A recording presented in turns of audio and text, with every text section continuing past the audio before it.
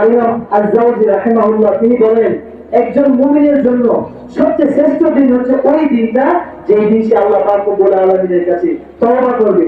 আর যে দিন সে তওবা করবে তখন একজন দূষক, একজন ফেরেশতা বলে দেয়, হে দুনিয়ার মানুষেরা, হে ফেরেশতারা, শুনে রাখো যে অমুক বান্দা তার মালিকের সাথে বোঝাপড়া করে নিয়েছে, তোমরাও তার প্রতি এটা শুনে রাখো।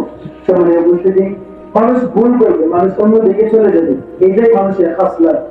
মানুষের যে তারিফ, মানুষের যে কিছু পরিচয় আছে, এই পরিচয়ের মধ্যে, ইনসানের পরিচয়ের মধ্যে এসেছে যে মানুষ ভুল করবে আবার ভুল থেকে ফিরে আসবে।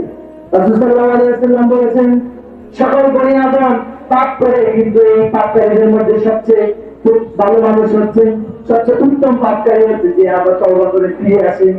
আর আল্লাহ পাক রব্বুল আলামিন কোরআনে সূরা বাকারায় বলেন যে ইন্নাল্লাহা ইউহিব্বুত তাওয়াবিনা ওয়া ইউহিব্বুল মুতাতাহহিরিন। আল্লাহ পাক রব্বুল আলামিন ওই সব বান্দাদেরকে পছন্দ করেন যারা তাওবা করে এবং পবিত্রতা অর্জন করে। অর্থাৎ যে তাওবা করে আল্লাহ পাক রব্বুল আলামিন তাদেরকে পছন্দ করে। তাওবা করা মানে কি? যে গুনাহ করে সেই তো তাওবা করে। তো যে ব্যক্তি তাওবা করে আল্লাহ পাক রব্বুল আলামিন তাকে পছন্দ করেন।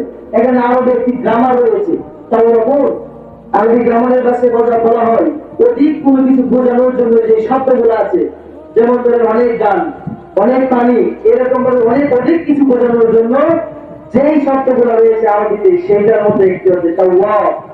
যারা গুনাহ করে আবার ফিরে আসে আল্লাহ পাক রব্বুল আলামিন তাদেরকে বেশি পছন্দ করেন।